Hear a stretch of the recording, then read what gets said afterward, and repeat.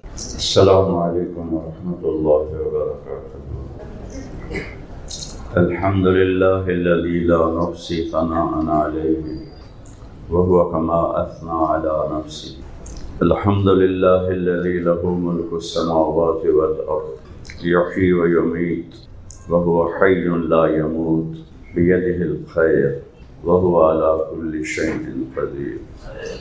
وأشهد أن سيدنا ومولانا محمدا عبده ورسوله أرسله بالحق بشيرا ونذيرا وداعيا إلى الله بإذنه وسراجا منيرا، صلى الله تعالى عليه وعلى آله وعلى أصحابه وبارك وسلم تسليما كثيرا كثيرا، أما بعد، فأعوذ بالله من الشيطان الرجيم، بسم الله الرحمن الرحيم۔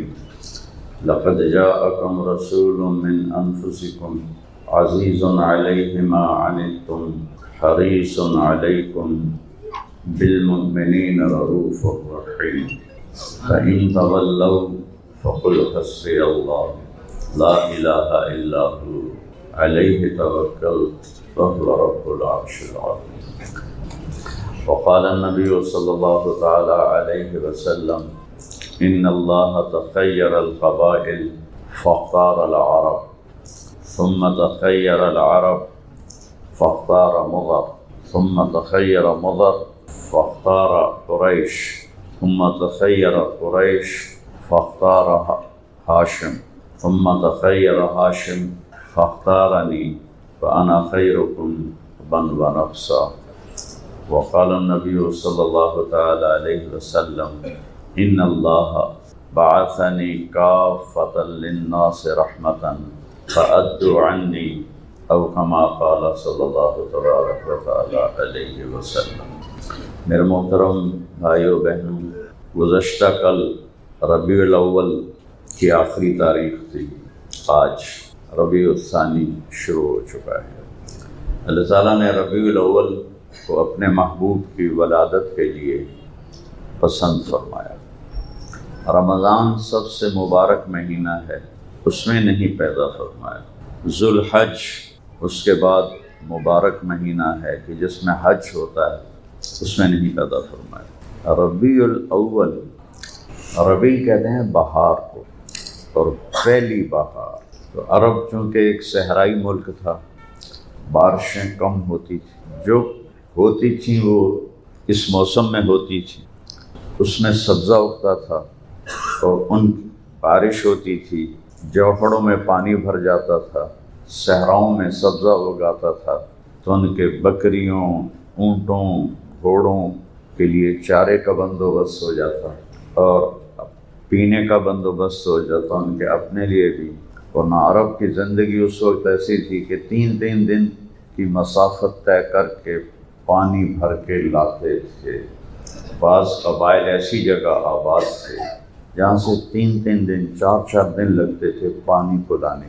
تو ایک طرف دنیا کی بہار آ رہی تھی جسمانی طور پر، اور دوسری طرف روحوں کی بہار آ رہی ایمانی طور پر، کہ زمین تر و تازہ ہو رہی تھی اس مہینے میں، اور روحوں کو تر و تازہ کرنے کے لیے آ رہے تھے ہمارے نبی پاک صلی اللہ علیہ وسلم۔ تو روح کی بہار آپ کی آمد، جیسے زمین کی بہار وہ ربیع کا مہینہ تھا، اس لیے تو اس کو ربیع کہا، تو آپ کی آمد بھی موسم بہار تھا ارواح کے لیے، دلوں کے لیے۔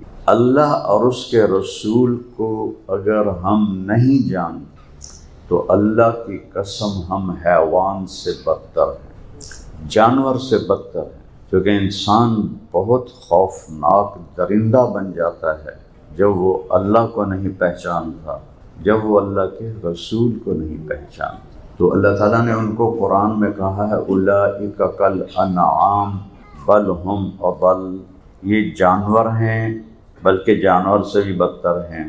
پھر اسی مطلب کو طاقت سے بیان کیا، انہم الا کالانعام، یہ سوائے جانور کے اور کچھ بھی نہیں، بل ہم اضل سبیلا، بلکہ یہ جانوروں سے بھی بدتر ہیں کہ ساری کائنات اسے یاد کرتی ہے۔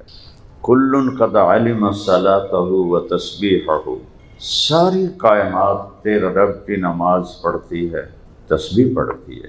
یہ وکیل پڑھے نہ پڑھیں، یہ تاجر پڑھے نہ پڑھیں، یہ ڈاکٹر، یہ ذمہ دار، یہ مزدور، یہ مشرق، یہ مغرب، شمال، جنوب والے پڑھے نہ پڑھیں، کائنات کی ہر چیز اللہ کی نماز پڑھتی ہے۔ ہر ایک کی نماز الگ الگ ہے۔ کلن، انسان کو نکال کے کائنات کی ساری چیز اللہ کی بارگاہ میں سجدہ کرتی ہے، نماز پڑھتی ہے، تسبیح پڑھتی ہے۔ پھر اس کو اور وسیع کیا، ان من شیء الا یسبح بحمدہ، کائنات کا کوئی ذرہ بھی ایسا نہیں جو اللہ سے غافل ہو۔ صحرا کا ایک ایک ذرہ اللہ کو یاد کرتا ہے۔ تو جو اللہ اور اس کے رسول سے غافل ہے تو اس کی حیثیت جانوروں سے بھی گئی گزری ہے کہ جانور تو اللہ کو یاد کرتا ہے، اللہ کی تسبیح پڑھتا ہے، اور یہ انسان ہو کر نہ اللہ کو یاد کرتا ہے نہ اسے سجدہ کرتا ہے۔ کوئی جمعے کے نمازی ہیں، کوئی عید کے نمازی ہیں۔ ایک دفعہ ایک خواجہ سراغ کو ہم جماعت میں تھے، ہم لے کر آئے، میں نے اس کو اپنے پاس بٹھایا، بڑا اکرام کیا، کھانا کھلایا، چائے پلائی۔ اسی کے وہ بھوکے ہوتے ہیں کہ ان کو معاشرے میں عزت کوئی نہیں دیتا۔ میں نے کہا وہ کبھی نماز پڑھی ہے؟ ہاں جی کوئی نہ۔ میں کہا کبھی جمعہ پڑھے آئی؟ ہاں جی کوئی نہ۔ میں کہا عید پڑھی ہے؟ جی کوئی نہ۔ میں کہا عید بھی نہیں پڑھی؟ ہاں نہیں کوئی۔ میں کہا کیوں؟ کہ جی سارے ساڑھے نال نفرت کریں دن و جتھاں جا گئے اتھاں دن یہ خسرے آ گئے اصل اپنا مسیح جانے ہیں نا عید جانے ہیں، تو ساں عزت دیتی ہے تو آ گئے ہیں۔ اب اس کی اتنی داڑھی ہے، اس کی شادی ہو چکی ہے، 5 وقت کا نمازی ہے، اس کے بچے ہیں، تھوڑی سی محبت دینے سے اس نے تو کوئی میں جادو، ویسے تو محبت ایک جادو ہے، اور میٹھے بول میں جادو ہے۔ آپ نے سنا ہوا ہے محاورہ، یہ حدیث کا ٹکڑے کا مطلب ہے، ان من البیان السحر، بعض بول ایسے ہوتے ہیں جو جادو کر دیتے ہیں، تو میٹھے بول میں جادو۔ اور کوئی ایسے بھی ملے ہیں کہ زندگی میں کوئی نماز نہیں پڑھی۔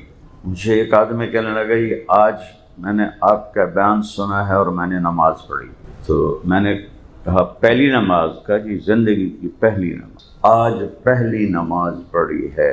وہ کوئی 50+ تھا، نہ کبھی عید پڑھی ہے، نہ جمعہ پڑھا ہے، نہ نماز پڑھی ہے، آج آپ کا بیان سنا ہے اور نماز پڑھی۔ تو میرے عزیزو، پہلا تعارف ہے ہم جانیں کہ ہمارے رسول کون ہیں، جنہوں نے ہمیں اللہ کا تعارف کرایا۔ ہمارے نبی کے احسان اتنے ہیں کہ ہم گن نہیں سکتے۔ سب سے بڑا احسان ہے کہ اللہ کا صحیح تعارف کروایا، چونکہ توحید کو بالکل مسخ کر دیا تھا پہلے مذہبوں نے۔ قالت الیہود عزیر ابن اللہ، قرآن پڑھ کے سنایا، یہودی کہتے ہیں عزیر اللہ کا بیٹا ہے، وقالت النصارى المسیح ابن اللہ، عیسائی کہتے ہیں عیسیٰ اللہ کا بیٹا ہے۔ اور ہمارے نبی نے فرمایا قل هو اللہ احد۔ میرا نبی، قریش نے سوال کیا کہ ہم تو اپنے پشتوں کو جانتے ہیں، تو اس پر جبریل آئے، 70,000 فرشتے ساتھ تسبیح پڑھتے ہوئے آئے۔ 70,000 سے مراد ہوتا ہے لاکھوں، بے شمار، جیسے ہم اردو میں کہتے ہیں 100 دفعہ 10 ہے، کا مطلب ہے بہت زیادہ۔ عربی میں 70 کا لفظ ہے۔ تو جبریل کے ساتھ آسمان کے لاکھوں فرشتے اترے تسبیح پڑھتے ہوئے، اور کہا یا رسول اللہ قل، فرمائیے ان سے، سامنے بیٹھے ہیں کافر، فرمائیے ان سے، ہوا، وہ جس کو پوچھ رہے ہو اس کا نام ہے اللہ، ہو اللہ، پہلے کہا اللہ، اللہ کا نام ہے اللہ۔ ہمارے بر صغیر میں اللہ کو کہتے ہیں خدا۔ خدا ایک انسانی وضع کردہ لفظ ہے، منع نہیں ہے خدا اسے کہتے ہیں جسے کسی نے نہ بنایا ہو۔ یہ دو لفظوں سے بنا ہے، خود اور آ، جو خود آیا ہو، جسے کسی نے نہ بھیجا ہو۔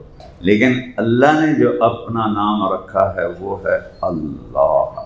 قل، کہیے میرے محبوب، وہ جس کو پوچھ رہے ہو اس کا نام ہے اللہ۔ وہ اس کا نسب پوچھ رہے ہو، ہاں ان سے کہو احد، وہ اکیلا ہے، اس کا کوئی نسب نہیں، اس کی کوئی نسل نہیں، وہ احد، اکیلا، یکتا، اکیلا ہے۔ اکیلا تو گزارا نہیں کوئی کر سکتا، تو زندگی کیسے گزرتی ہے؟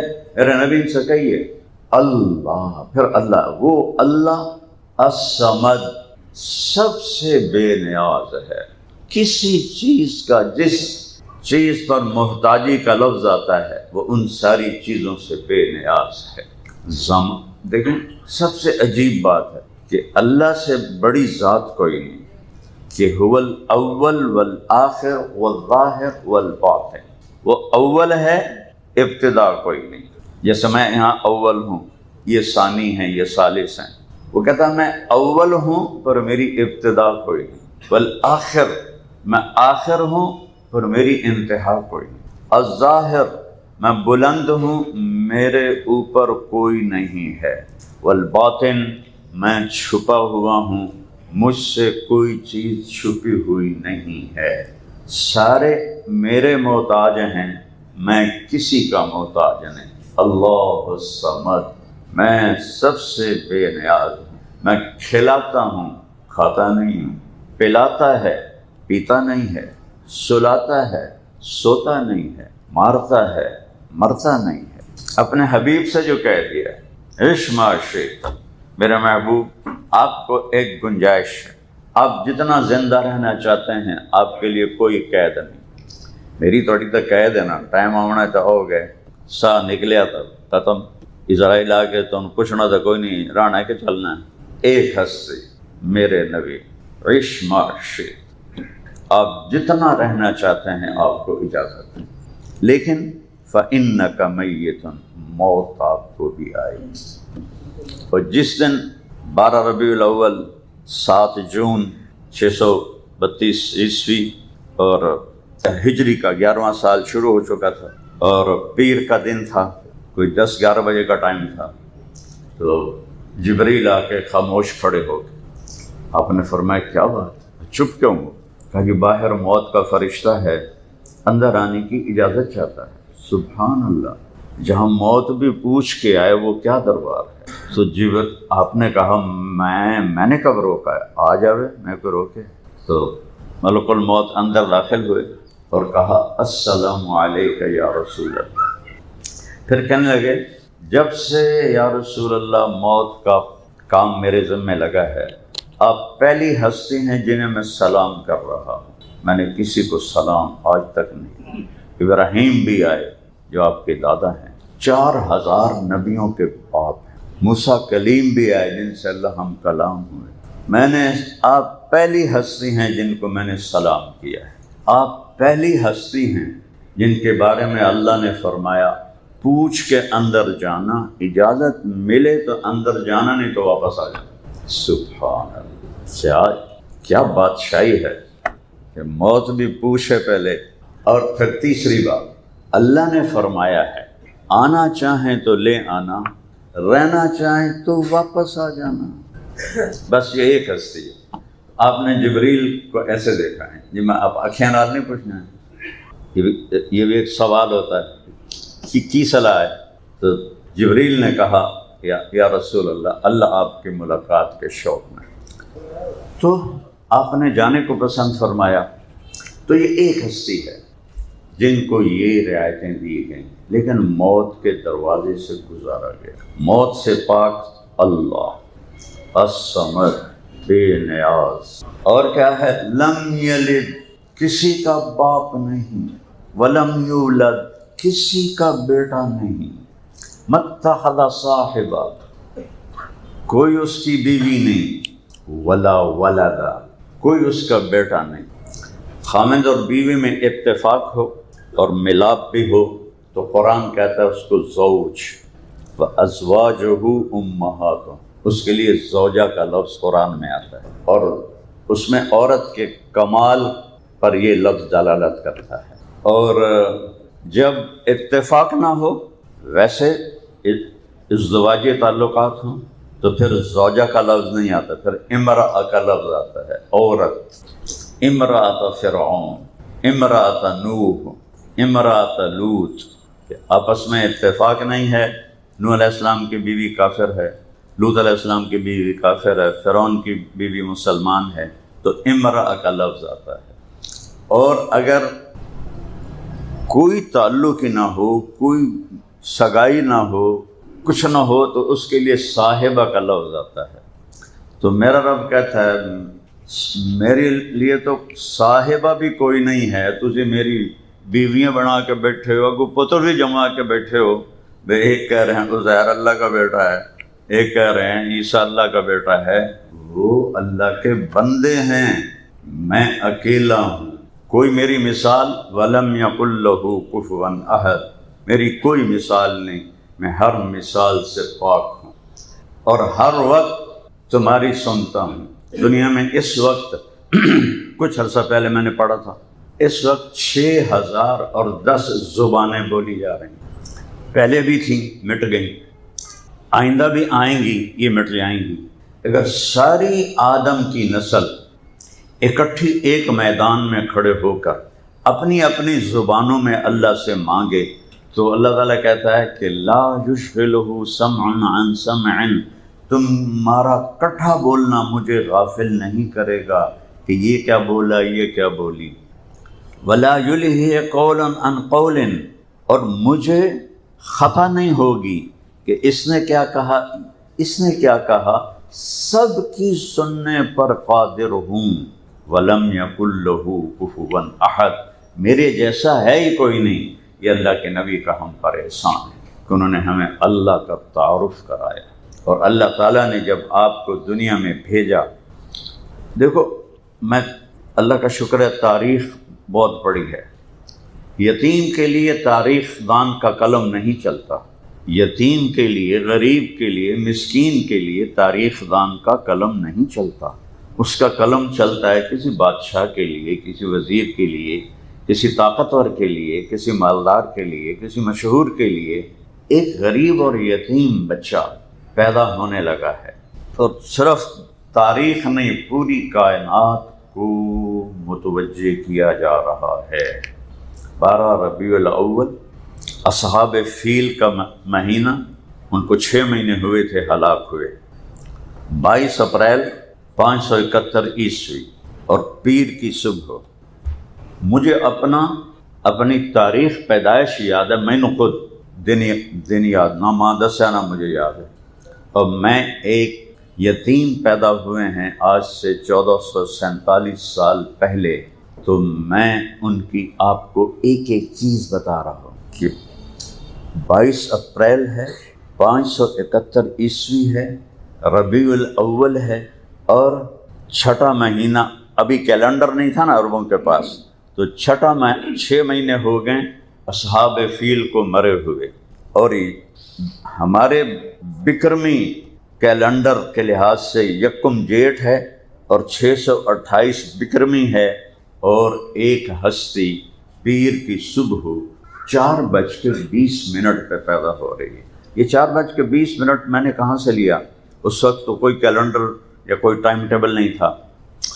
حدیث شریف میں آتا ہے کہ اب صبح صادق ہو رہی تھی اور آپ پیدا ہوئے۔ ادھر دنیا کے اندھیرے دور کرنے کے لیے سورج آ رہا تھا، ادھر کفر کے اندھیرے دور کرنے کے لیے نبوت کا سورج آ رہا تھا۔ تو میں نے مکہ مکرمہ میں 22 اپریل کی صبح صادق کا ٹائم دیکھا تو وہ 4:20 تھا، تو میں نے اپنے بیانوں میں یہ بھی ڈال دیا کہ صبح کے 4:20 پر آپ دنیا میں تشریف لائے۔ آپ کی دائی کون تھی یہ بھی کبھی کوئی لکھ سکتا ہے کسی یتیم کا؟ وہ بھی ایک دیہاتی سا گاؤں، مکہ ایک گاؤں تھا، نہ پانی، نہ سایہ، نہ راستہ، تو وہاں دائی کا نام کون لکھے گا؟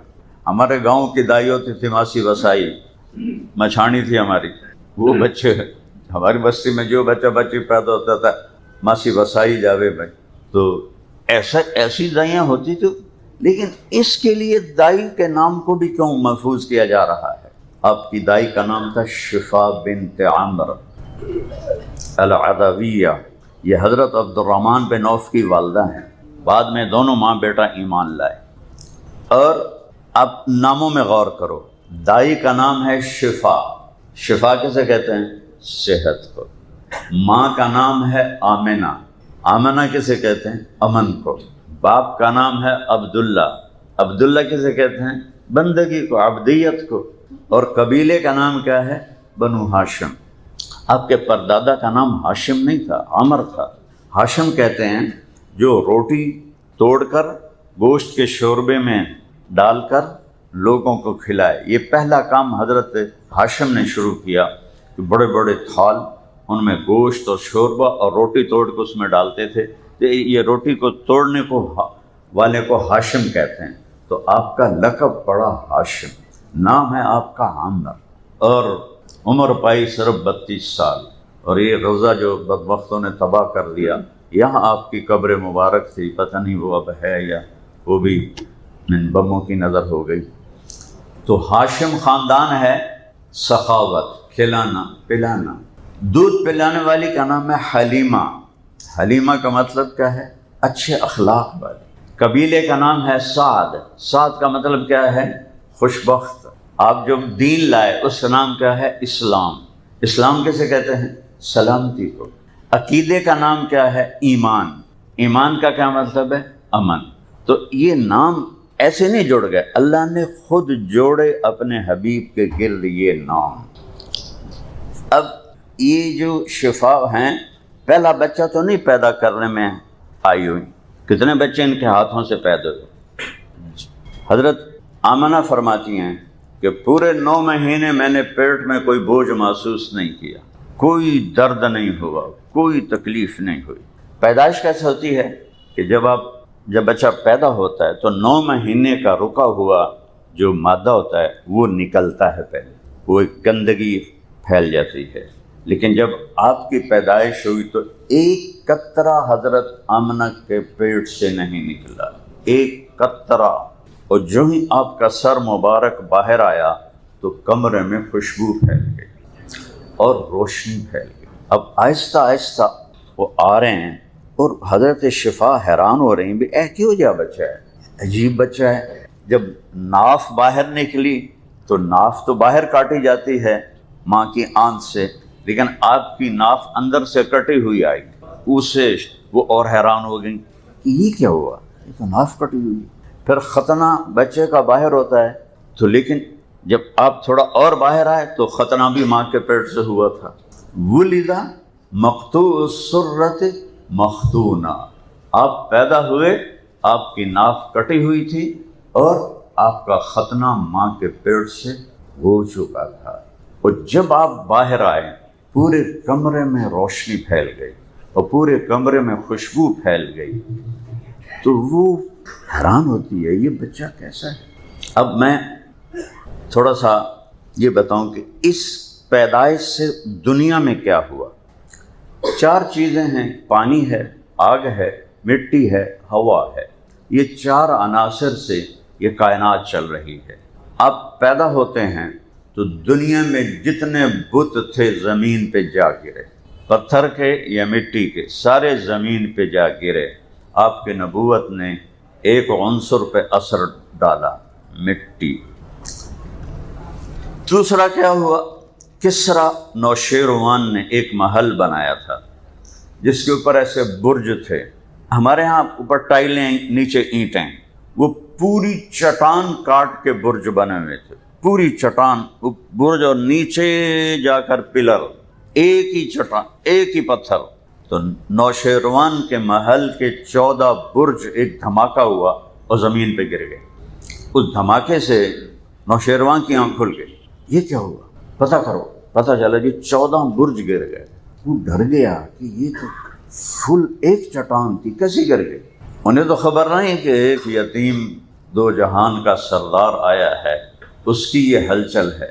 تیسرا کیا ہوا کہ 1000 سال سے آگ کی پوجا ہو رہی تھی ایران میں، اور یہ آخری خاندان بنو ساسان، انہوں نے کوئی 400 سال حکومت کی۔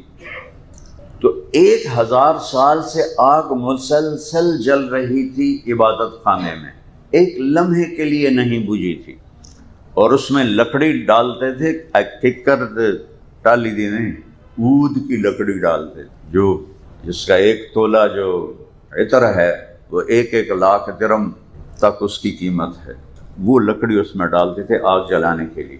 ایک دم آگ، ایک جھونکا آیا اور آگ بجھ گئی۔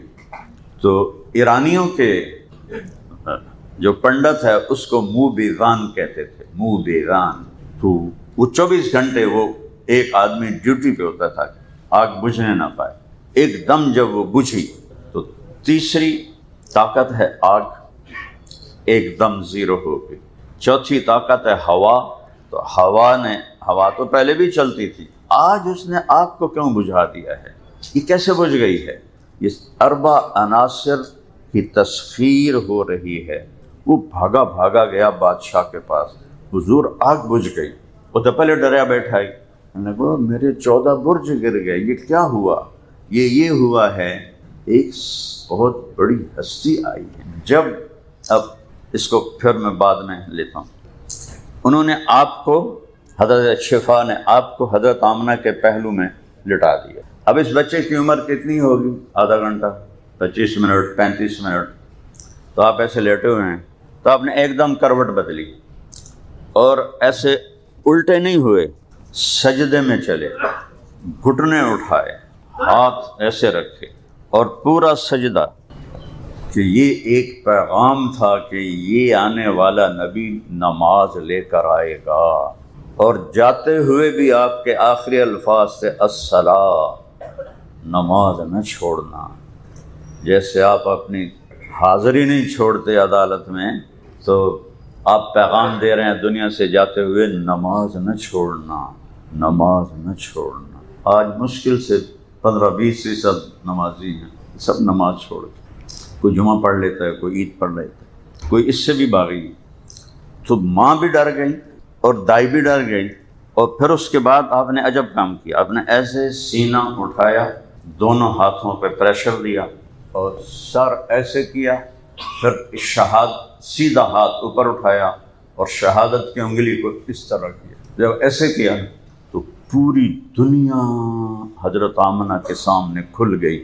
فرمایا میں نے ایران کے محل دیکھے اور روم کے محل دیکھے، یمن کے محل دیکھے، حیرہ کے محل دیکھے، اس وقت یہی دنیا تھی، اور چاروں طرف روشنی پھیل گئی اور ستارے جھک کے اتنے قریب آ گئے کہ لگتا تھا جیسے وہ گر پڑیں گے گھر کی چھت کے اوپر، اور اس کے بعد آپ ایسا گرے اور وہی معصوم بچہ۔ تو جب آپ اس حالت میں دوبارہ معصوم بچہ بن کے گرے تو ماں نے آپ کو اٹھا کے گود میں لے لیا اور حیران ہو کے دیکھ رہی ہیں اس نے کیا کیا ہے، یہ کیا ہوا ہے؟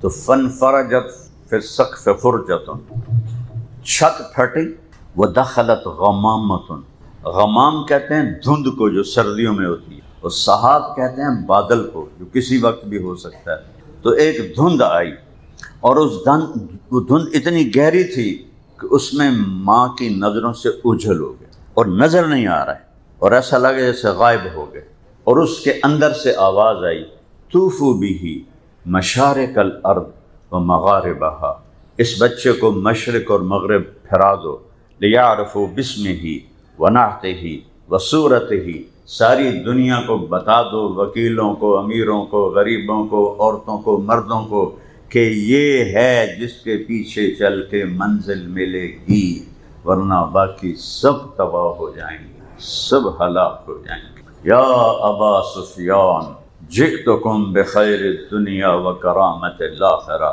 ابو سفیان صرف میں تمہارے لیے دنیا کی عزت اور آخرت کی کامیابی لے کر آیا ہوں۔ وجعل الذل والصغار علی من خالف امری، جو میرا طریقہ چھوڑے گا اس کے لیے ذلت اور پستی مقدر ہو جائے، جو میرے طریقے سے ہٹے گا اس کے لیے ذلت اور پستی مقدر ہو جائے۔ ہم امت ہیں لیکن ہم ذلیل ہیں کہ ہم نے اپنے نبی کا طریقہ چھوڑ دیا، نبی کی زندگی چھوڑ دی۔ نبی کی سیرت کو پڑھتے ہی نہیں ہے تو نبی کو پہچانیں گے کیسے؟ قرآن پڑھتے ہی نہیں ہیں تو اللہ کو پہچانیں گے کیسے؟ تو کہ اس بچے کو مشرق مغرب پھرا دو، ساری دنیا کو پتہ چل جائے کہ یہ کون ہے، کہ اس کے پیچھے چل کے منزل ملے گی۔ اور پھر آواز آئی، اس بچے کو آدم کے اخلاق دو، شیش کی معرفت دو، نوح کی شجاعت دو، ابراہیم کی دوستی دو، اسماعیل کی قربانی دو، اسحاق کی رضا دو، یوسف کا حسن و جمال دو، یوشع کا جہاد دو، موسیٰ کی شدت دو، یوشع کا جہاد دو، دانیال کی محبت دو، الیاس کا وقار دو، یونس کی اطاعت دو، اور عیسیٰ کا زہد دو، اور لوط کی فصاحت دو، اور صالح کی فصاحت دو، اور لوط کی حکمت دو، داؤد کی شیریں زبان دو، داؤد کی شیریں زبان دو، اور عیسیٰ کا زہد دو، وَأَغْمِسُوهُ فِي أَخْلَاقِ النَّبِيِّينَ، اور تمام جو کچھ نبیوں کو ملا ہے سارا اس بچے کے اندر اتار دو۔ یہ پیدائش کے ساتھ ہی اتنا کچھ اللہ نے آپ کو دیا، اس کے بعد 63 سال کی پرواز ہے، آپ کہاں پہنچے ہو؟ اللہ نے آپ کو ایسی طاقت دی کہ آپ نماز پڑھائی، اللہ اکبر، سب نے کہا اللہ اکبر، تھوڑی دیر کے بعد آپ نماز میں چلنا شروع کر دیا، یہ نماز کے اندر دیوار تک آ گئے، اس وقت محراب نہیں ہوتی تھی، دیوار ہوتی تھی، دیوار تک آ گئے، تھوڑی دیر کھڑے رہے، پھر واپس چلنا شروع کیا اور مصلی کے کنارے پر آ گئے دوبارہ۔ جب آپ نماز سے فارغ ہوئے تو صحابہ نے پوچھا، یا رسول اللہ، یہ کام پہلے تو کبھی نہیں دیکھا ہم نے، یہ کیا کیا آپ نے؟ نماز میں پہلے آگے چلے گئے پھر پیچھے چلے گئے، کیا کیا ہے؟ انسان سب سے زیادہ جو سیکھتا ہے وہ آنکھوں سے سیکھتا ہے، نظر سے سیکھتا ہے، کہ نظر پوری تصویر دماغ میں بنا دیتی ہے، سنا ہوا وہ پوری تصویر نہیں بناتا، نظر تصویر بنا دیتی۔ تو میرے نبی کی آنکھ کی طاقت دیکھو، آپ نے فرمایا میں نماز پڑھ رہا تھا تو مجھے جنت نظر آئی۔ جنت کہاں پر ہے؟ 7ویں آسمان پر اس کا فرش ہے، فاؤنڈیشن ہے 7واں آسمان، اور پھر وہ ادھر بھی نکل گئی ہے، ادھر بھی نکل گئی ہے، ادھر بھی نکل گئی ہے، ادھر بھی نکل گئی ہے، جسے لینٹر ڈال کے ہم آگے بڑھا دیتے ہیں۔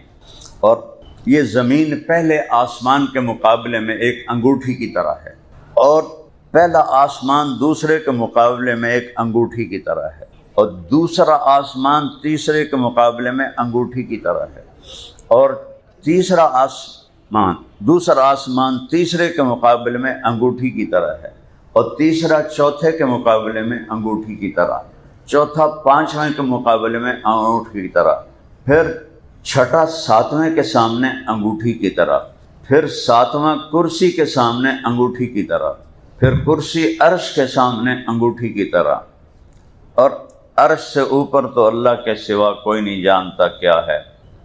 7واں آسمان کتنا بڑا ہوگا، جبکہ یہ جو کائنات ہے، میں میڈیکل پڑھتے پڑھتے ادھر آیا تو کچھ اس کی معلومات اب بھی میرے ذہن میں ہیں۔ اس کائنات کا 3% روشن ہے، 97% بلیک ہول ہیں، اندھیرا ہے، نظر کچھ نہیں آتا۔ اتنی میگنیٹک فورس اتنی طاقتور ہے کہ اس کے اندر سے کوئی چیز پاس نہیں ہو سکتی۔ جو ناسا نے، میں ہیوسٹن گیا ہوں، جماعت میں گیا تھا، وہاں ایک ناسا کے پروفیسر سے جو میں کہہ رہا ہوں اس کی تصدیق کی ہے، ہوں سچے جھوٹے ناندے ہوتے میرے ہوتے کوئی نہیں، تو 3% روشن ہے جو نظر آیا ہے، سارا نہیں نظر آیا، اس میں کچھ نظر آیا ہے۔ اس کو انہوں نے زمین پہ بیٹھ کے ناپا ہے کہ یہاں سے ایک جہاز اڑایا جائے روشنی کی رفتار سے 3 لاکھ کلومیٹر فی سیکنڈ، یہ میں نے یہ کیا اور روشنی 3 لاکھ کلومیٹر چلی گئی، یہ کیا اور روشنی 3 لاکھ کلومیٹر چلی گئی، ادھر یوں کیا تو روشنی 3 لاکھ کلومیٹر سفر کر گئی۔ ایک جہاز روشنی کی رفتار سے یہاں سے اڑے اور 3% 97 حالی باقی ہے۔ 3% کے اس کونے تک آنے کے لیے اس جہاز کو روشنی کی رفتار سے 90 ارب سال لگیں، 90 ارب سال۔ تو 7واں آسمان کیا بلا ہوگا، اس کے اوپر جنت۔ تو میرا نبی مسجد نبوی میں، ٹھیک، یہ لوگ میرے سامنے ہیں لیکن مجھے ان کی شکلیں پوری نظر نہیں آ رہی جو دور بیٹھے ہوئے ہیں، اور میرے نبی کیا دیکھ رہے ہیں؟ چھت پھٹ گئی، 7 آسمان پھٹ گئے، اور آپ اپنی آنکھوں سے جنت کو دیکھ رہے ہیں۔ اور فرمایا کہ میں نے دیکھا انگور کے گچھے جنت کی دیوار کے باہر لٹکے ہوئے تھے۔ ایک دفعہ ایک بدو نے پوچھا، یا رسول اللہ جنت میں انگور ہیں؟ انگور تھوڑے ہوتے تھے عرب میں۔ آپ نے کہا ہیں، کہ ایک گچھا کتنا بڑا ہوگا؟ آپ نے فرمایا ایک کوے کی رفتار بڑی تیز ہوتی ہے، ایک کوا 1 مہینہ یہاں سے اڑے، لا یقع بیٹھے نہیں، لا ینثنی ادھر ادھر نہ مڑے، لا یفتر سست نہ پڑے، ایک ہی رفتار کے ساتھ اڑتے اڑتے اڑتے اڑتے 1 مہینہ اڑے تو تب جا کے ایک گچھا پورا ہوگا۔ تو وہ کھڑ لگا، یا رسول اللہ تو ایک دانہ کتنا بڑا ہوئے گا؟ فکم حبۃ واحدہ، ایک دانہ کتنا بڑا ہوگا؟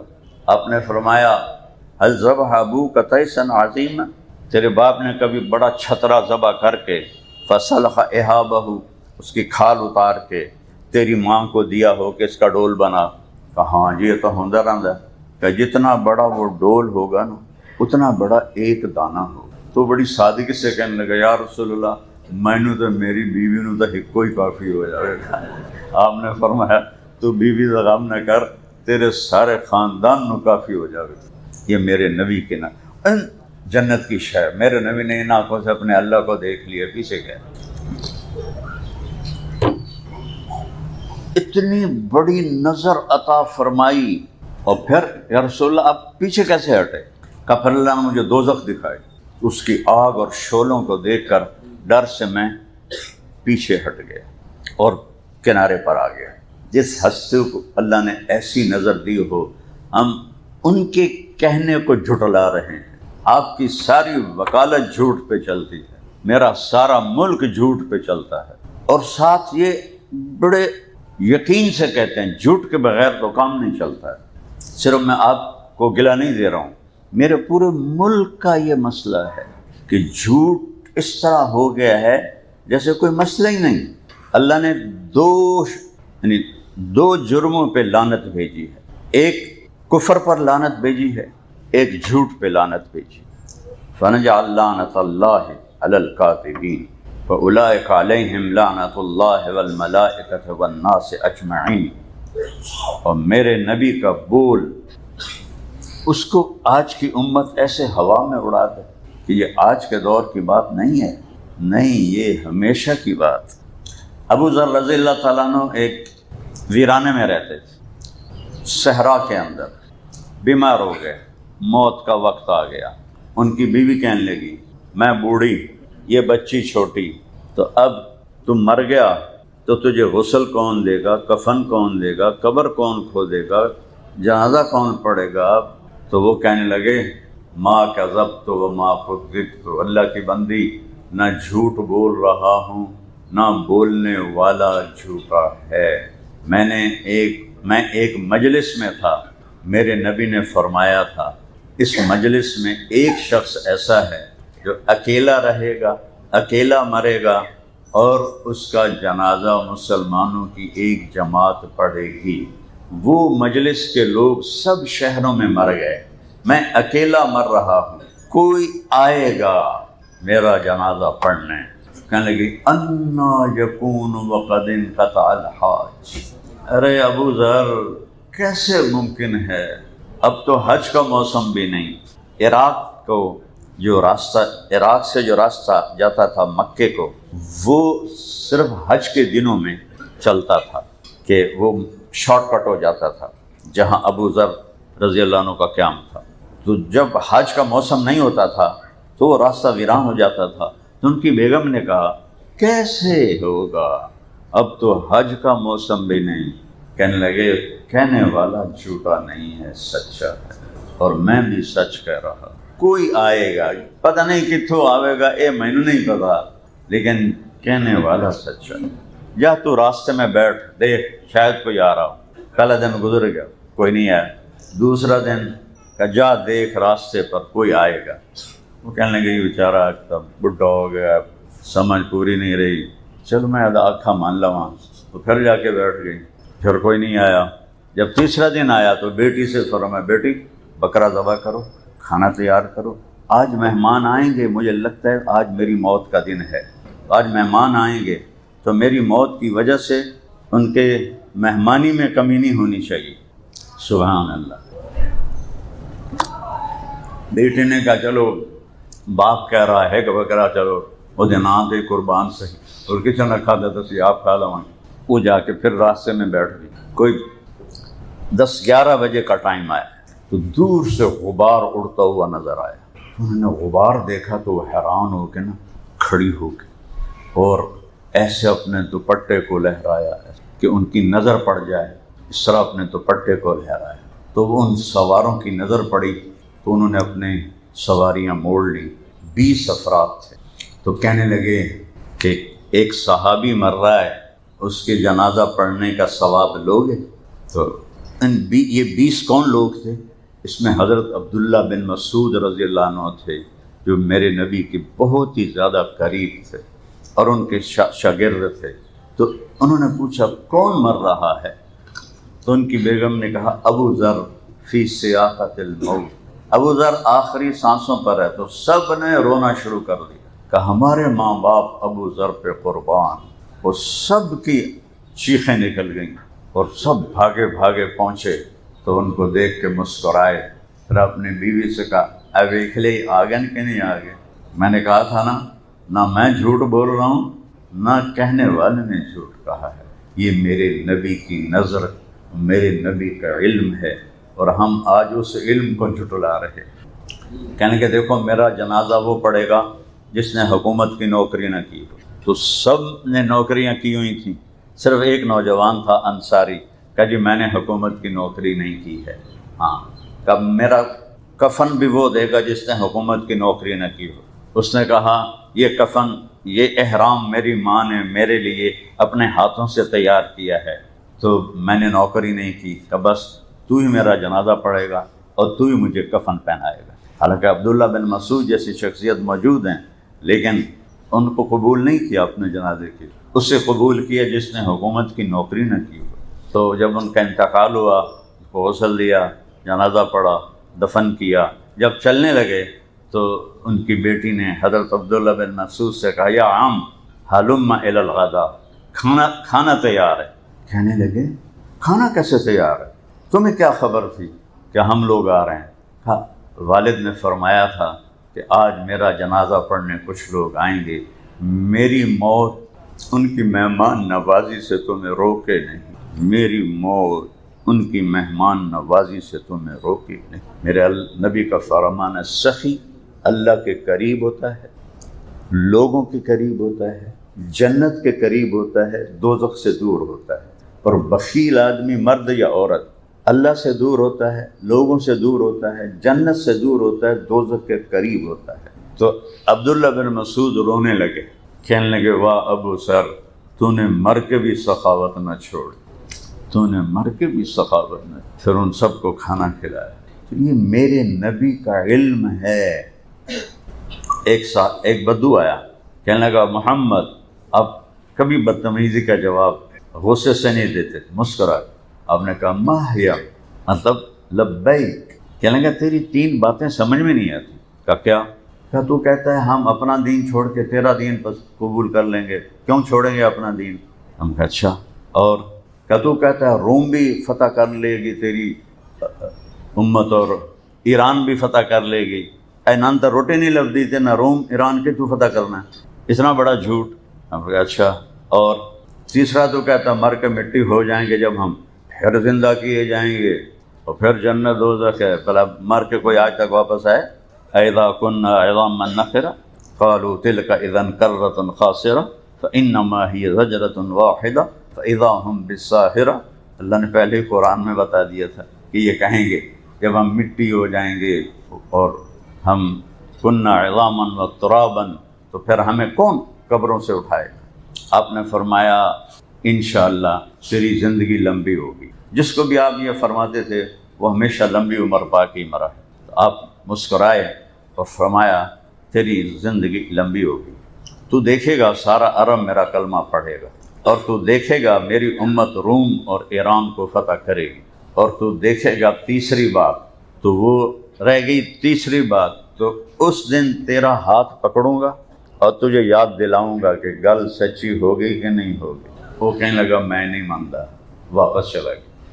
جب مکہ فتح ہوا تو سارے عرب مسلمان ہو گئے، تو کہنے لگا بھائی ایک گل تو پوری ہو گئی، ہن دوئی ویکھ لواں۔ حضرت عمر کے زمانے میں روم بھی فتح ہو گیا، ایران بھی فتح ہو گیا، کہنے لگا بھائی دوئی گل بھی ہو گئی، وہ نہ ہوئے تری بھی سچی ہو جاوے تے میں ماریا جاواں، چل کے کلمہ پڑھ لواں تو چنگی گل ہے۔ تو اپنا گاؤں چھوڑ کے حضرت عمر کے زمانے میں مدینے آ گیا اور اس نے آ کے کلمہ پڑھا۔ تو جب کبھی وہ مجلس میں آتا تو حضرت عمر اس کے لیے کھڑے ہو جاتے، تو صحابہ بڑے حیران ہوتے بھی کہ ماڑا جا بندہ ہے، فقیر آدمی ہے، تو عمر دے واسطے کھلو جاندہ ہے، 22 لاکھ مربع میل دی حکومت ہے۔ تو ایک دن حضرت عمر نے خود ان کی آنکھوں میں سوال دیکھ کے فرمایا تم لوگ سوچتے ہو گے کہ میں اس بدو کے لیے کیوں کھڑا ہو جاتا ہوں؟ تو انہوں نے پورا قصہ سنایا، پھر یہ فرمایا کہ اللہ کے نبی نے اس سے کہا تھا تیرا ہاتھ پکڑ کے تمہیں یاد دلاؤں گا، تیسری بات ہو گئی کہ نہیں ہو گئی؟ اور قیامت کے دن جس کا ہاتھ اللہ کے نبی نے پکڑ لیا جنت میں پہنچانے سے پہلے نہیں چھوڑیں گے۔ تو میں اس لیے کھڑا ہوتا ہوں کہ یہ پکا جنتی ہے کہ اس کا اور نبی کا وعدہ ہے کہ تیرا ہاتھ پکڑ کے تجھے یاد دلاؤں گا۔ تو میرے بھائی بہنوں، اپنا ہاتھ نبی کے ہاتھ میں دے، ساری کائنات اللہ نے ان کے لیے مسخر فرما دی۔ نوشیروان نے کہا کسی عالم کو بلاؤ، میں پیچھے سے سنا، تو ہیرا سے ایک عالم بلائے گئے، عبد المسیح غسانی۔ 2 قبیلے عرب میں ایسے بد نصیب تھے جنہیں اسلام نصیب نہ ہوا، ایک بنو غسان اور ایک بنو تغلب، یہ عرب عیسائی تھا۔ تو نوشیروان نے اس سے کہا کہ میرے وہ محل کے 14 برج ٹوٹ گئے، آگ بجھ گئی، اور بحیرہ ساوا ایرانیوں کا مقدس بحیرہ تھا، جھیل تھی مقدس، وہ ایک دم خشک ہو گئی۔ جیسے ہندو گنگا میں نہانے کو کہتے ہیں نا پاپ دھل گئے، ایرانی اس جھیل میں نہانے کو کہتے تھے گناہ دھل گئے، وہ ساری خشک ہو گئی ہے۔ اور عراق میں ایک بنجر جگہ تھی سماوا، وہ ایک دم پانی سے بھر گئی۔ اس نے کہا جی میں نہیں جانتا لیکن میرا ماموں ہے، شام میں رہتا ہے، وہ بڑا عالم ہے، میں اس سے پوچھ کے بتاتا ہوں۔ ان کو جاؤ، تو انہوں نے اس کو سواری دی، گھوڑا دیا، وہ دمشق پہنچے تو آگے ان کے ماموں سکرات کی حالت میں تھے، تو انہوں نے ان کو ایسے ہلایا، یا خال یا خال انا عبد المسیح انا عبد المسیح، تو انہوں نے ایسے آنکھیں کھولی، میں عبد المسیح ہوں، ماموں میں عبد المسیح ہوں، تو انہوں نے ایسے آنکھ کھولی۔ انہوں نے ایک لفظ نہیں بولا، وہ بولے بعثک ملک بنی ساسا لارتجاس الایوان خمود النیران، تجھے ایران کے بادشاہ نے بھیجا ہے نا کہ محل کے 14 برج ٹوٹ گئے اور عبادت خانے کی آگ بجھ گئی اور وادی سماوا میں پانی بھر گیا اور بحیرہ تو ساوا خشک ہو گیا۔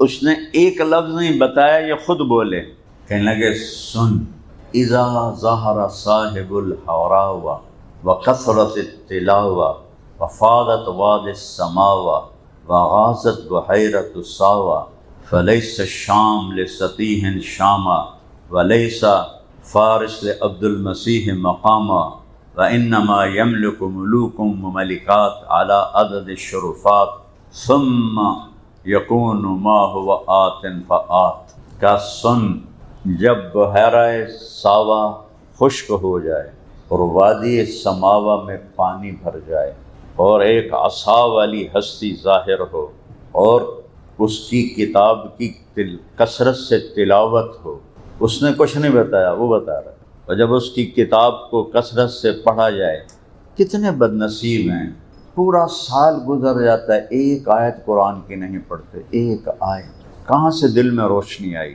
کہاں سے مظلوم کے لیے رحم آئے؟ کہ دلوں کو نرم کرنے والی چیز تو قرآن ہے۔ وجلت قلوبہم، دل نرم ہو جاتے ہیں قرآن کے پڑھنے سے۔ تو جب قرآن کو دیکھیں ہی نہ، صرف کل خانیت رہ گیا قرآن میں، وہ بھی مولوی صاحب آ کے پڑھے، اسی تو کچھ بھی نہیں پڑھنا۔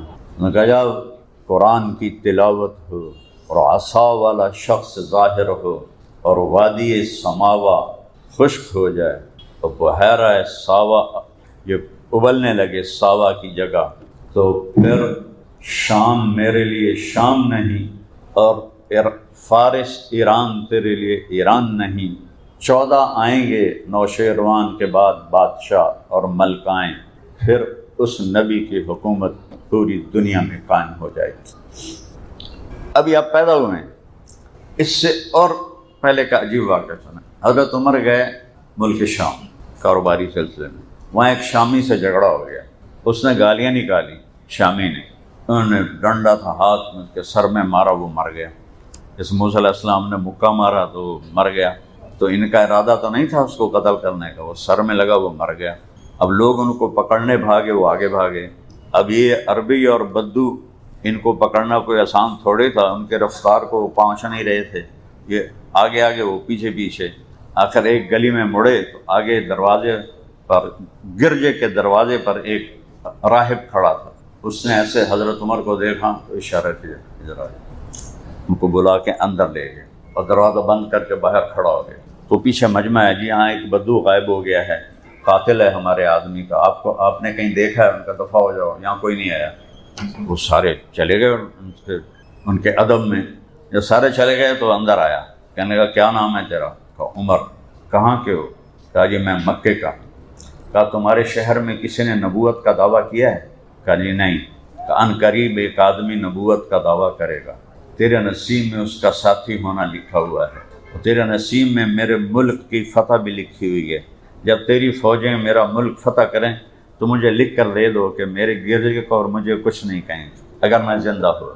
وہ کہنے لگے حضرت جی میرا نال حسد نہ کرو، میں تو بھوک مردا ایک روٹی کماون آیا، تُس مینوں بادشاہی دیندے پئے ہو، جان بچاؤن واسطے تواڈے گرجے چوڑے ہاں، اب مہربانی کرو، اے مذاق تو نہ کرو۔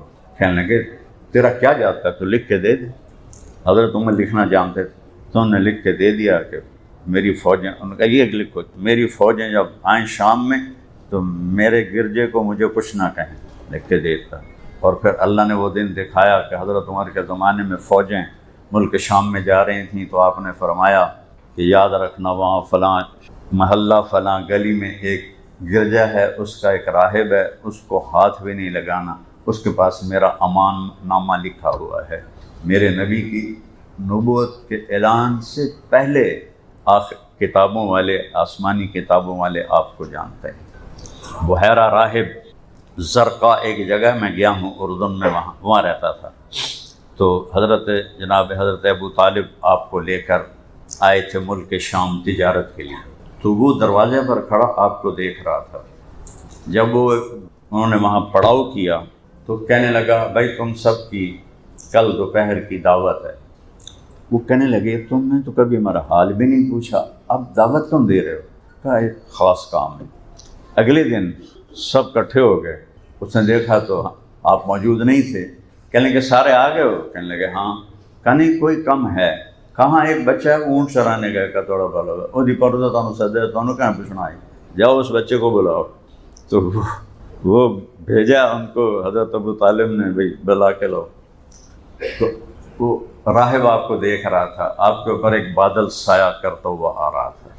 جب آپ پہنچے نا درخت کے قریب تو چھاؤں ساری گھر چکی تھی، جگہ کوئی نہیں تھی، تو آپ دھوپ میں بیٹھ گئے۔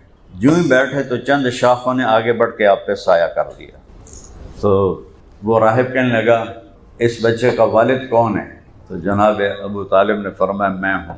کہا جھوٹ بول رہے ہو، میرا علم کہتا ہے اس کا باپ فوت ہو چکا ہے۔ سبحان اللہ۔ کہنے لگے جی آپ نے سچ کہا، یہ میرا بھتیجا ہے اور مجھے اپنی اولاد سے بھی زیادہ پیارا ہے۔ تو پھر وہ آپ کی آنکھوں میں دیکھ کر کہنے لگا یہ اس کی آنکھوں میں جو سرخ لکیریں ہیں یہ ابھی سفر کی وجہ سے ہیں یا مستقل ہیں؟ ان کا نہیں مستقل ہے۔ اس نے آپ کا کرتا پیچھے سے اٹھایا تو مہر نبوت یہاں کندھے کے قریب تھی، تو وہ امتحان لینے کے لیے کہنے لگا اسألک باللات والعزیٰ، تجھے لات و عزیٰ کی قسم۔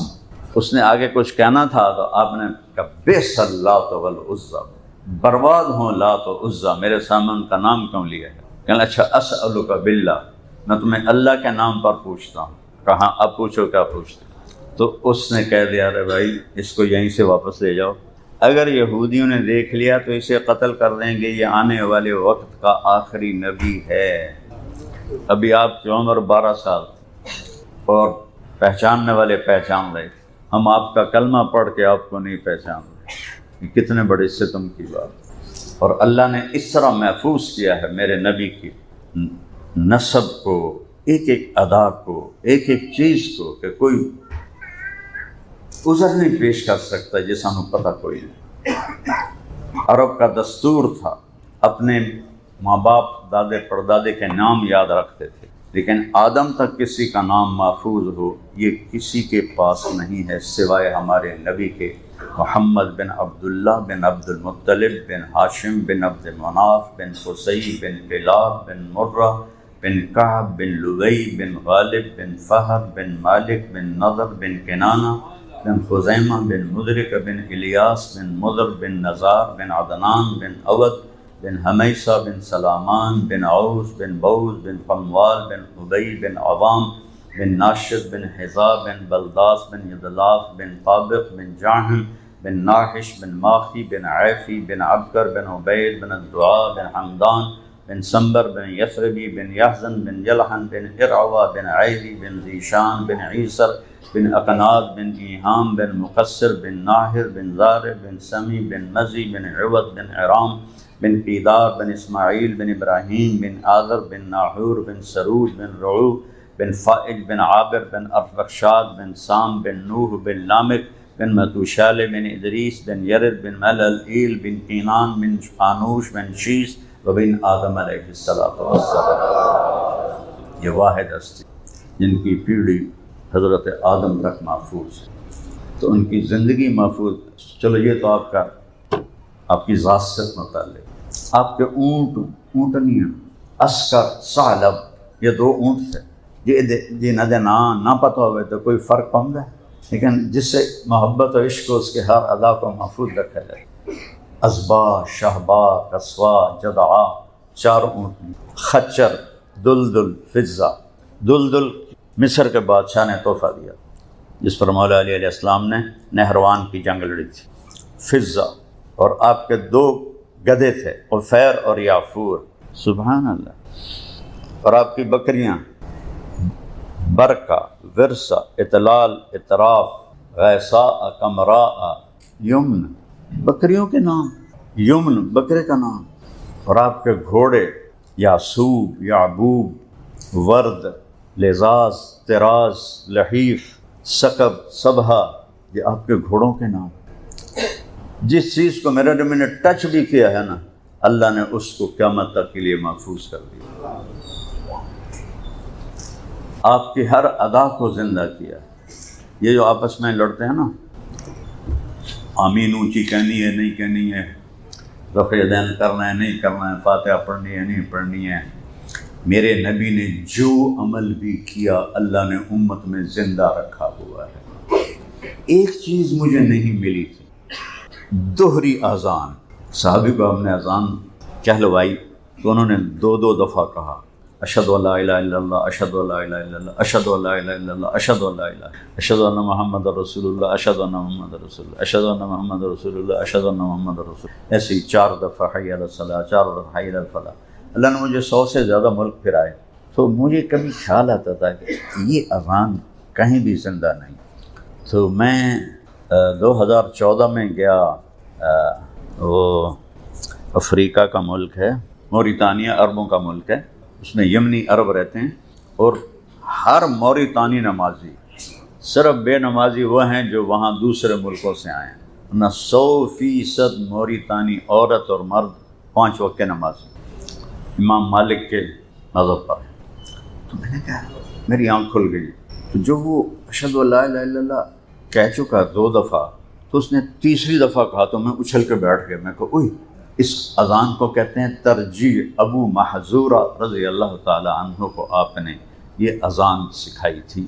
تو میں اٹھ کے بیٹھا تو انہوں نے 4 دفعہ اشہد ان لا الہ الا اللہ، 4 دفعہ اشہد ان محمد رسول اللہ، 4 دفعہ حی علی الصلاۃ، 4 دفعہ حی علی الفلاح. کہ انہوں نے پڑھا. میں کہا اللہ اکبر. ایک سنت میرے نبی کی خلش تھی کہ کہیں سنی نہیں، کہیں دیکھی نہیں. یا اللہ تیرا شکر ہے تو نے آج وہ بھی دکھا دی. یہ تو اللہ نے اپنے حبیب کا ہر طریقہ زندہ کر دیا. کبھی آپ نے یہ کیا، کبھی یہ کیا، اللہ نے دونوں کو زندہ کر دیا. کبھی یہ کیا، کبھی یہ کیا، اللہ نے دونوں کو زندہ کر دیا. جس سے محبت ہوتی ہے اس کی ہر ادا کو محفوظ رکھا جاتا ہے. تو اللہ نے اپنے محبوب کی ہر ادا محفوظ رکھی. ایک چھوٹی سی بات، آپ نے کسی کو بلانا ہے تو آپ ایسے نہیں بلاتے، آپ ایسے بلاتے. کتنی چھوٹی بات، لیکن یہ بھی محفوظ. یہ انگلی کا اشارہ عیب بنتا ہے. آپ اس طرح 4-5 انگلیوں سے بلاتے تھے. جب کسی کو بلاتے تھے دور سے ایسے کرتے تھے. سبحان اللہ. کہ جب آپ کو کوئی متوجہ کرتا تھا تو آپ ایسے نہیں دیکھتے. میں ادھر کوئی یہ بیٹھے ہیں کہ مجھے کہیں مولانا صاحب تو میرے پاس اتنا ہی اخلاق ہے. جی فرمائیں. ایدے چاچو جب میں تو سمجھے صرف اسی نو چاچو آنے تو اسی چاچو ہی آتے ہیں. اچھا تو یہ تو پھر انٹرنیشنل چاچو ہو گیا. تو یہ چاچو جاوید مجھے کہتا مولانا تو میں بس اتنا ہی کروں گا. جی فرمائیے. لیکن میرے نبی کیا کرتے تھے، آپ کو ادھر سے کوئی بلاتا تھا نا تو آپ پورا ایسے متوجہ ہو کر کہتے تھے فرمائیے. آپ اندازہ لگائیں کتنا مشکل کام. پھر آپ ایسے بیٹھ. ادھر سے کوئی بلاتا تو آپ پہلے پورا مڑتے تھے، اپنا سینہ اس کو دیتے تھے، پھر کہتے تھے فرمائیے. جب تک وہ بات پوری نہیں کر لیتا تھا کبھی آپ نے نہیں کہا جلدی کر بھائی میرے کلائنٹ آ گئے جلدی کر. آپ اس کی پوری بات سنتے تھے، چاہے وہ کیسی الٹی سیدھی مار رہا ہے. اس کو کبھی بھی آپ بددل نہیں کرتے تھے. کوئی آپ کا ہاتھ پکڑ لیتا، جب تک وہ نہیں چھوڑتا تھا آپ نہیں چھوڑاتے تھے. کوئی آپ کے پاس آ کے کہتا یہ آپ سے بات کرنی ہے تو آپ کان ایسے کر کے لیتے. جب تک وہ بولتا رہتا آپ ایسے بیٹھے رہتے. ادھر سے کوئی ہوتا تب ایسے ویسے. کیا بات. اتنی چھوٹی چھوٹی باتیں میرے رب نے محفوظ کی. جب آپ مجلس میں بیٹھتے تھے تو چوکڑی مار کے بیٹھتے تھے. عطیات کی شکل میں نہیں بیٹھتے تھے، چوکڑی مار. اور جب گفتگو فرماتے تھے تو یہ آپ کی ایک عادت تھی، غیر ارادی عادت. وہ کیا تھی؟ یہ ہتھیلی، یہ انگوٹھا آپ اس طرح کرتے رہتے تھے دوران گفتگو بغیر ارادے کے. ہر انسان کی کوئی نہ کوئی باڈی حرکت ہوتی ہے بغیر ارادے کے. تو میرے نبی کی یہ چیز بھی محفوظ ہے تو زندگی کیسے محفوظ نہیں ہوگی. یہ آپ ایسے کرتے رہتے. سبحان اللہ. جب آپ غمگین ہوتے تھے تو آپ داڑھی پکڑ کے ایسے بیٹھتے تھے. یہ آپ کے غمگین ہونے کی نشانی. جب آپ خوش ہوتے تھے تو یہ جگہیں ایسے دمکنے لگتی تھیں، چمکنے لگتی تھیں. جب آپ کسی پر ناراض ہوتے تھے تو آپ کی ناراضگی کیسی ہوتی تھی. ہاں آپ ابو ہریرہ سے مثلا ناراض ہیں، وہ اس دروازے سے آتے ہیں تو آپ ان کو دیکھتے تو آپ ایسے منہ کر لیتے. ان کو پتہ چل جاتا تھا کہ یہ ناراضگی ہے. صرف اتنا اظہار ناراضگی ہوتا تھا، نہ کوئی ڈانٹ ڈپٹ، نہ کوئی تھپڑ مکہ، نہ کوئی گالی گلوچ. بس تو آ کے خود پوچھ لیتے یا اللہ. پورا واقعہ سنا تھا. ابو ہریرہ جانے لگے جہاد پر، آئے تھے ہجرت کر کے. ماں نے کہا میں اکیلی ہوں، تو کدھر جا رہا ہے جہاد پر؟ کہا میں نے مسجد میں واعظ سنا ہے، جہاد کے بڑے فضائل ہیں، میں جا رہا ہوں. وہ کہنے لگی تو مجھے اکیلا کس کے حوالے کرو گے؟ کہا اللہ تیرا حافظ ہے. وہ کہنے لگے دیکھ جو تجھے دودھ پلایا نا، اس دودھ کا واسطہ تو مہربانی کر تو نہ جا. کہا نہیں میں نے جانا ہے. تو تیاری کرنے میں لگ گئے. انہوں نے کسی کے ذریعے حضرت اللہ کے نبی کو پیغام بھیجا. تو حضرت ابو ہریرہ تیار ہو کے ہتھیار سجا کے ایسے مسجد میں داخل ہوئے. آپ نے یوں دیکھا اور ایسے منہ پھیر دیا. تو ابو ہریرہ کو پتہ لگ گیا بھائی کام خراب ہو گیا. تو وہ یوں سامنے سے یا رسول اللہ آپ ناراض ہیں؟ ہم نے کہا ہاں. کیوں ناراض ہیں؟ تجھے اپنی ماں کا خیال نہیں آیا؟ اس نے تجھے دودھ کا واسطہ دیا پھر بھی تو تلوار اٹھا کے آ گیا جہاد کرنے. چل بھاگ جا، مجھے تیرے جہاد کی ضرورت نہیں ہے، اپنی ماں کی خدمت کر. تو یہ اتنی میرے نبی کی ناراضگی. اور جب آپ حیران ہوتے تھے تو آپ ایسے کرتے تھے. یہ آپ کی حیرت کی نشانی. یقلب کفہ، کہ کسی بات پر آپ حیران ہو رہے ہیں. اب بتائیں میں کتنی چھوٹی چھوٹی باتیں آپ کو بتا رہا ہوں. اپنے زندگی بھر پیٹ بھر کے کھانا نہیں کھایا. یہ بدعت سب میں 100% موجود. کوئی کھاون چھڑدا نہیں جب تک ہف نہ جاوے اتھو تک نہ آ جائے. میرا نبی صبح کھایا شام کو فاقہ، شام کو کھایا صبح فاقہ. ساری زندگی پیٹ بھر کے نہیں کھایا. ساری بیماریوں کی جڑ ہے پیٹ بھر کے کھانا. تو بھائیوں بہنوں، میں نے اللہ کے نبی کی زندگی آپ کے سامنے پیش کی ہے. اس کو پڑھو، قرآن کو پڑھو. کتنی ہی مصروفیت ہو نماز نہ چھوڑو. کبھی قضا ہو جائے تو قضا پڑھ لو، چھوڑو نہیں. روزے میں گنجائش ہے، بیمار ہو بعد میں رکھ لیں. سفر میں ہو بعد میں رکھ لیں. زکوٰۃ میں گنجائش ہے. آج 23 تاریخ کو فرض ہوئی ہے، اگلی 23 تاریخ تک جب مرضی دے دو. حج میں گنجائش ہے. آج فرض ہوا ہے، پوری زندگی میں جب مرضی ہو حج کر لینا. نماز وقت آ گیا، موت پر معافی ہے. بے ہوش ہو جائے معافی ہے، ویسے معافی نہیں. میں یہ کہتا ہوں 1447 سال میں اگر کسی کے لیے نماز کی چھوٹ ہوتی تو وہ امام حسین علیہ السلام کے لیے کربلا کے میدان میں ہوتی. اور ان کو جو جنت کی سرداری ملی ہے یہ کربلا کی شہادت کی وجہ سے نہیں ملی. یہ تو ماں کا دودھ پیتے تھے، دونوں بھائی چھوٹے چھوٹے تھے. تو میرے نبی نے فرمایا سیدہ شباب اہل جنت الحسن والحسین، جنت کے نوجوانوں کے سردار ہیں حسن اور حسین، اور میری بیٹی فاطمہ جنت کی عورتوں کی سردار ہے، اور علی ان تینوں سے افضل ہے. پورے گھر کو لیا، کسی ایک کو نہیں چھوڑا. تو نماز ان کو کربلا میں تو معاف ہوتی. 3072 کوئی مقابلہ ہے. اور جنگ سے پہلے ایک دن پہلے عصر کے قریب خیمے کے باہر بیٹھے بیٹھے ایسے سو گئے. اتنا اندر میں اطمینان ہے، موت سامنے کھڑی ایسے سو گئے. آنکھ کھلی تو ہنسنے لگے. تو بہن زینب نے کہا یہ کوئی ہنسنے کا وقت ہے، موت سر پہ ہے. کہنے لگا میں اس لیے ہنسا ہوں کہ خواب میں اللہ کے نبی ملے ہیں اور فرمایا ہے بیٹا میں لینے کے لیے آ چکا ہوں، میں لینے کے لیے آ چکا ہوں. جب ہم نماز نامی پڑھ دیتے مسئلہ تو کوئی نہیں. ان کے لیے کوئی نہیں تھا، ہمارے لیے تھا. ہم پہلے نہیں پڑھتے، ہم کہتے امام حسین چھڑ دیتی آئی، اسمی چھڑ دینے ہیں. میرے نبی کی زندگی رسم و رواج کا نام نہیں ہے. 12 دن جلسے کرو، 12 ربیع الاول کو جلوس نکالو اور چلو جنت میں داخل ہو جاؤ. جنت کو اتنی سستی ہے. اور جیسا ربیع الاول اب منایا گیا ہے، ڈانس ہو رہے ہیں، لڑکیاں ناچ رہی ہیں، لڑکے ناچ رہے ہیں، تو اللہ کا واسطہ ہے میں ان مولویوں سے کہتا ہوں جنہوں نے یہ بدعت ڈالی کہ اب سمجھاؤ ان اس پر اپنے نبی کو خوش کیا ہے یا ناراض کیا. اور برتھ ڈے منا رہے ہیں، happy birthday to you یا رسول اللہ. عیسائیوں کی ایک رسم اور لاکھوں روپے کے کیک بنا رہے ہیں. اتنا ملک ہمارا ڈوب گیا، یہ لاکھوں کروڑوں روپے وہاں جا کے دو جو بیچارے سیلاب سے کھلے آسمان کے نیچے آ گئے. 10 دن امام حسین کا ماتم کر لو، چلو بھائی جنت لب جائے. اتنی سستی نہیں ہے جنت کہ 10 دن تسی مجلساں کرو تو ایک دن تسی ماتم کرو تو چلو جی جنت. اتنا سستا سودا نہیں ہے جنت. 12 دن تقریراں کرواؤ، 12ویں دن پاگلاں طرح سڑکاں تے نکل کے نچ رہے ہیں، گا رہے ہیں، نچ رہے ہیں. مجھے کسی نے ویڈیو دکھائی تو میں سر پکڑ کے بیٹھ گیا کہ یہ کیا یہ ربیع الاول ہے؟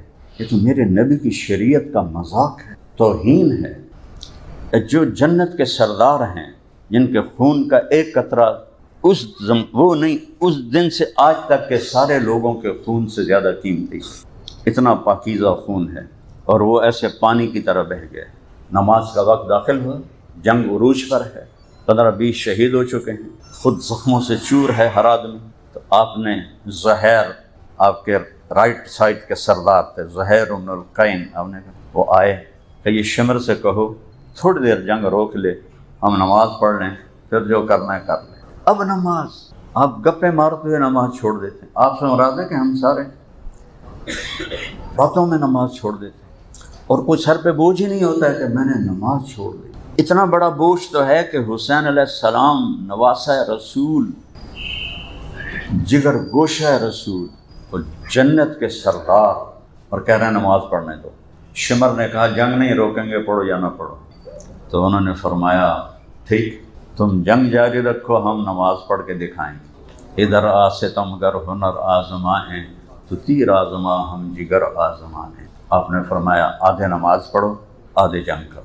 جب وہ نماز پڑھ چکے، ان کا اب تم نماز پڑھو اور وہ جنگ کریں۔ اس طرح ان کو تقسیم کیا، نماز نہیں چھوڑی۔ بڑے آرام سے کہہ دیتے ہو وہ جی پڑھی نہیں جاندی دعا کرو، سستی ہو جاندی ہے دعا کرو۔ اور بھائی دعاؤں سے کیس لڑتے ہو یا سارا کیس پڑھتے ہو اور دماغ سوزی کرتے ہو؟ تم بھی کہو دعاؤں سے ہو جائے گا سارا۔ تو ہمارے والد صاحب کے کلاس فیلو تھے، ذمہ دار تھے، وکیل تھے تحصیل خانوال اور میاں چنو ملتان۔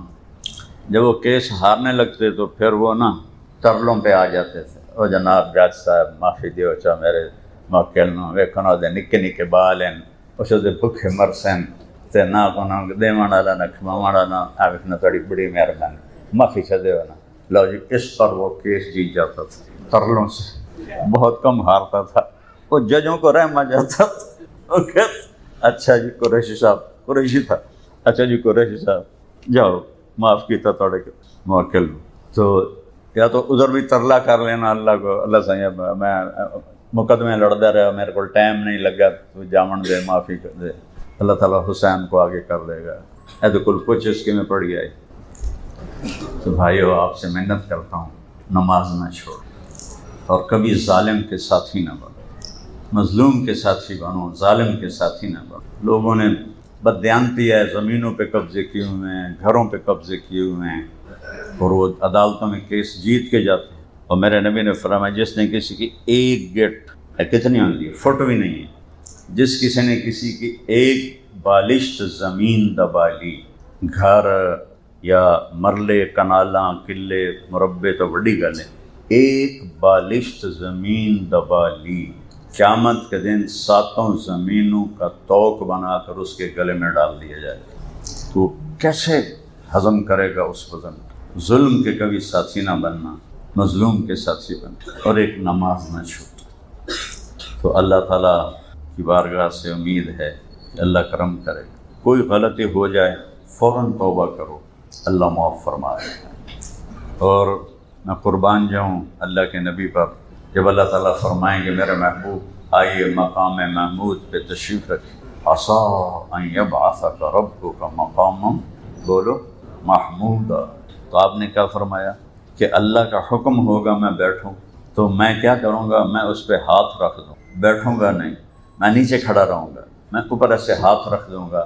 مجھے ڈر لگے گا کہ یہ مجھے لے کے جنت میں چلا گیا تو میری امت پیچھے اکیلی رہ جائے گی، تو جب تک میری امت کا فیصلہ نہیں ہوتا میں پہلے نہیں جاؤں گا۔ تو آپ نے فرمایا کہ جب تک میری امت کی بخشش کا اعلان نہیں ہو جائے گا میں کھڑا رہوں گا، سب کو ساتھ لے کر پھر میں جنت میں جاؤں گا۔ اور جب میں جنت میں جاؤں گا تو میرے ساتھ غریب لوگ سب سے پہلے جنت میں جائیں۔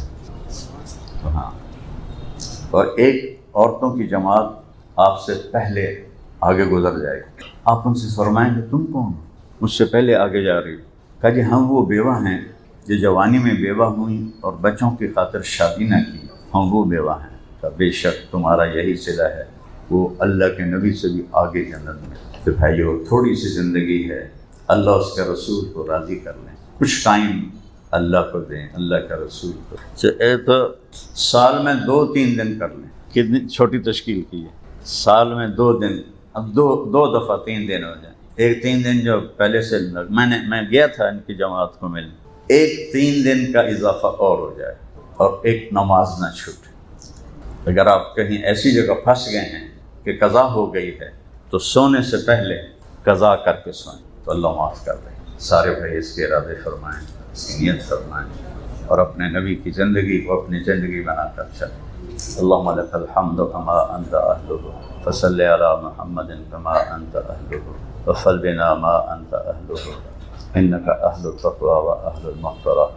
ربنا آتنا فی الدنیا حسنہ وفی الآخرۃ حسنۃ وقنا عذاب النار۔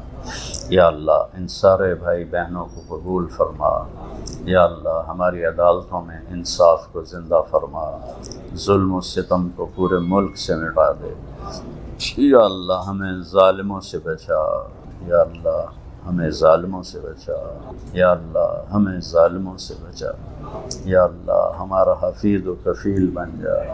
ہمارا پورا ملک پانی میں ڈوب گیا، ہزاروں لوگ، بچے بچیاں، مرد عورت، ان کی لاشیں بھی نہ ملیں اور وہ تیرے پاس پہنچ گئے۔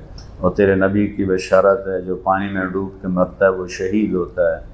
ان سب کو شہادت کا درجہ عطا فرما۔ اللہ ہندوستان میں بھی جو مسلمان مرد عورت بچے بچیاں پانی میں ڈوب کے تیرے پاس پہنچ گئے ان کو بھی شہادت کا درجہ عطا فرما۔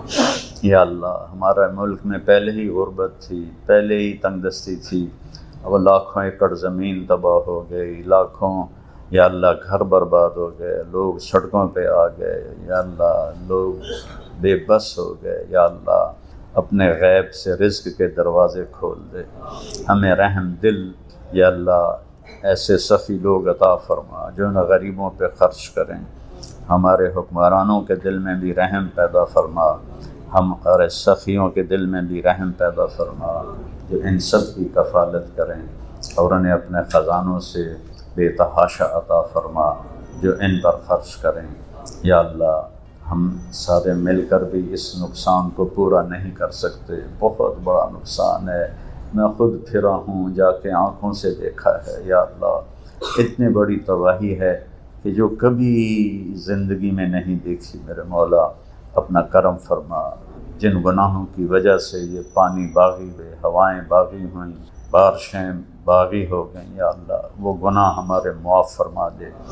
اور یا اللہ اپنے محبوب کے صدقے ہمارے اوپر رحم فرما، پوری امت پہ رحم فرما۔ غزہ کو دشمنوں نے برباد کر دیا، یا اللہ ان کے شہداء کو بھی جنت الفردوس عطا فرما، جو بچ گئے ہیں ان کی حفاظت فرما۔ ان یہود و نصارہ کو لگام دے یا اللہ، انہیں عبرت کا نشان بنا دے یا اللہ، جو ان کے ٹاؤٹ ہیں ان کو بھی عبرت کا نشان بنا دے یا اللہ۔ اور جو تیرے محبوب کی امت مسکین ہے، بے بس ہے، بے چارگی ہے، یا اللہ ان پہ کرم فرما، ان کی مدد فرما۔ یا اللہ ہمارے ملک سے غربت کو دور فرما، فقر کو دور فرما۔ پہلے ہی بہت فقر تھا، اس سیلاب نے اور زیادہ کر دیا ہے، تو ہی پورا اتر سکتا ہے۔ اپنے خزانوں سے یا اللہ ہماری اس تباہی کو تو آبادی کے ساتھ تبدیل فرما، اس آبادی کو آبادی کے ساتھ تبدیل فرما۔ ہمارے شہروں میں، چاروں صوبوں میں امن قائم فرما، نیک لوگوں کے حوالے فرما، نااہلوں سے بچا، نااہلوں سے بچا، ظالموں سے بچا، بددیانت لوگوں سے بچا۔ یا اللہ ہمارے شہروں سے، ہماری تجارت سے سود کو ختم فرما، جوئے کو ختم فرما، سٹے کو ختم فرما، بددیانتی کو ختم فرما۔ یا اللہ گھروں میں امن قائم فرما، محبت قائم فرما، اولاد کو ماں باپ کا فرما بردار بنا، ماں باپ کو اولاد کے لیے شفیق بنا، خاوند بیوی میں محبت پیدا فرما، آپس کے الجھنوں کو ختم فرما۔ ان سارے مجمع کو اپنے خزانوں سے دونوں جہان کی خوشیاں نصیب فرما، دونوں جہان کی راحت نصیب فرما، ہر دکھ درد سے بچا، جو بیمار ہیں صحت عطا فرما دے، جو مقروض ہیں قرض ادا کروا دے، جو تنگ دست ہیں تنگی دور فرما دے۔ یا اللہ اپنے اور اپنے حبیب کی محبت نصیب فرما دے، ہم سب سے راضی ہو جا۔ وصلی اللہ تعالی علی نبی کریم، آمین۔